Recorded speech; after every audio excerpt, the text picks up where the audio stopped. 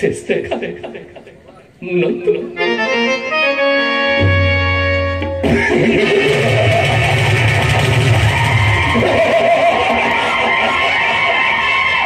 এবার বুঝলি তো বন্ধু, আমি যা যা বলেছিলাম ঠিক তাই তাই হয়েছে। হ্যাঁ ভাই, কিছুটা হয়েছে। এবার বাকিটাও হবে, এবার বাকিটাও হবে। শুধু মিথ্যে অভিনয় করি প্রদীপের নামে, ওই সাফরের কাছে বলতে পারলেই তাহলে কি পেয়ে যাবে?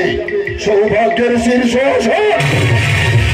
ওই নয় তো আমি আমার চরিত্রটাকে বদল করলাম। আর একটু বদল কর, আর একটু বদল কর, দেখবি শ্রাবণের স্বপ্নের ফলায় আমি কেমন বিষ ঢেলে দেই। বিষ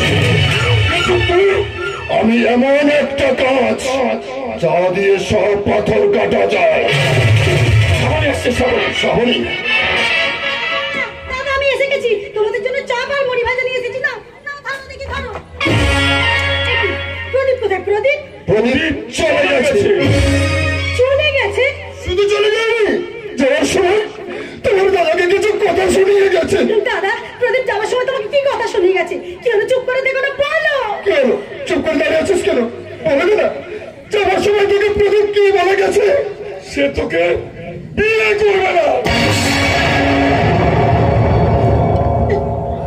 কি বললে দাদা? প্রদীপ আমাকে বিয়ে করবে না? যদি করে নগদ 5 লক্ষ টাকা দিতে হবে। কি?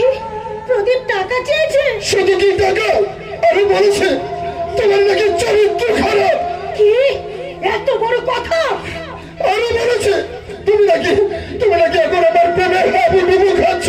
না না, আমি এক্ষুনি প্রদীপের কাছে যাবো, গিয়ে বলবো প্রদীপ আমার চরিত্র যদি এতই খারাপ তাহলে কেন অভিনেতার মতো অভিনয় করে আমার সঙ্গে প্রেমের খেলা খেলেছিলে?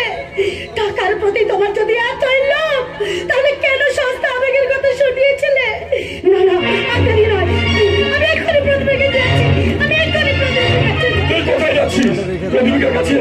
তার কাছে আমি 2 হাত কাছে ছিলাম, 2 মাসে আমার হাতে তুলে দিয়েছে মুঠো মুঠো পানি। প্রদীপ তুমি বিশ্বাসঘাতক। আমি ওদের হাতে পায়ে ধরে অনুরোধ করেছিলাম।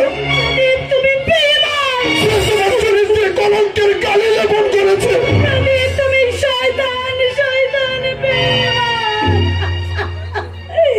আমি তোমার মর্যাদা চাই না, তোমাকে আমি ঘৃণা করি, ঘৃণা করি, ঘৃণা করি। এখন কি করি? কোথায় পাবো এত টাকা? খেয়ে দেবে আমাকে? আমি দেবো তাপস, আমি তোকে টাকা দেবো। তুই সাবরীর আমার বিয়ের ব্যবস্থা করবো। না, যে আমার ভালোবাসাকে অস্বীকার করেছে, যে আমার চরিত্রে কালি লেপন করেছে, যে লোভের চুরি দিয়ে আমার অন্ধবিশ্বাসকে খুন করেছে, সেই অভিনেতা প্রদীপকে আমি বিয়ে করবো না, করবো না, করবো না। তুমি শুধু প্রদীপ আমার সঙ্গে বিশ্বাসঘাতকতা করেছে, আমার দাদাকে অপমান করেছে, আমার উঁচু মাথা থেকে লইয়া দিয়েছে। তুমি কি পারো না সেই লজ্জার ঘন্টাটা আমার মাথায় তুলে দিয়ে আমাকে লজ্জার হাত থেকে বাঁচাতে? কি হলো বলো, বলো, তুমি পারবে না? পারি না। কারণ তুমি তো প্রদীপকে ভালোবেসেছিলে। কেন? তুমিও তো আমায় ভালোবাসতে চেয়েছিলে। তবে আমার পক্ষে সম্ভব নয়। আমার দাদার বন্ধু হয়ে তার বোনের অপমানের প্রতিশোধ তুমি নেবে না? বল কিন্তু তুই বল। দাঁড়া, আমাকে একটু ভাবতে দে,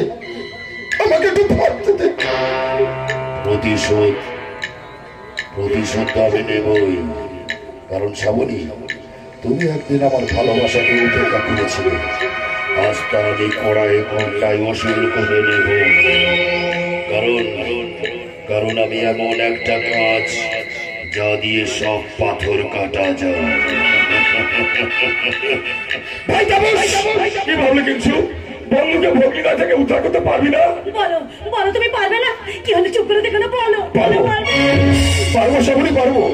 তোমাকে লজ্জার হাত থেকে বাঁচাতে আর আমার বন্ধু তাপসকে ভগ্নিকা থেকে উদ্ধার করতে তোমাকে আমি বিয়ে করব, কথা দিলাম।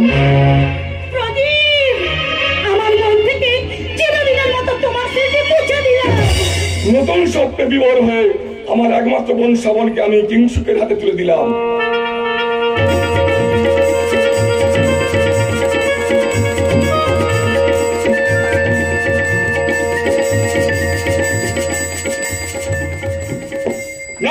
না, সেদিন আপনাকে আমি কথা দিয়েছিলাম ঠিকই, কিন্তু বরপরের পুরো টাকাটা আমি বেআই মশাইয়ের হাতে তুলে দিতে চাই।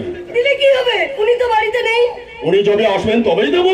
তবে উনি যবে আসবেন বিয়েটা তবেই করবো। তার মানে আপনার ভাইজির বিয়ে বাড়িতে হবে না। কেন হবে না? আপনি তো আমাকে কথা দিয়েছেন, আর তাছাড়া আপনাকে 1 লাখ টাকা এক্সট্রা দেওয়ার কথাও রয়েছে। আর এখন যদি আপনি না বলেন তাহলে বেআই মশাই জানি বলে দেবেন। এই তো কোনো লাভ হবে না, কারণ লোকটা শিক্ষিত হলেও আমার কাছে শিশু। আমি যা বলবো তা বেদ বাক্য বলে মনে করি। তাহলে আপনি কি ছেলের বিয়ের ব্যাপারে ওনার সঙ্গে কোনো পরামর্শ করেননি? আপনার সঙ্গে পরে যাবো, আগে টাকা দিন, পরে অন্য কথা। কিন্তু বেআই ছেলে ছেলে কোলাকুলি বুঝলেন। এখন যদি আপনি আমার উপর বিশ্বাস না রাখেন তাহলে না না না, আপনি আমার এত বড় ক্ষতি করবেন না।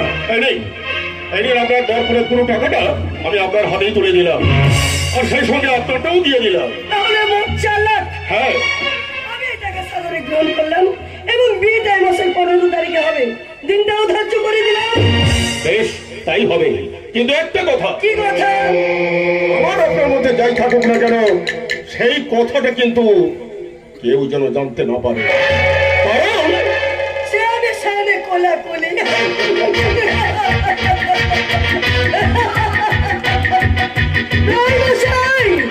এই পৃথিবীটা হচ্ছে টাকা।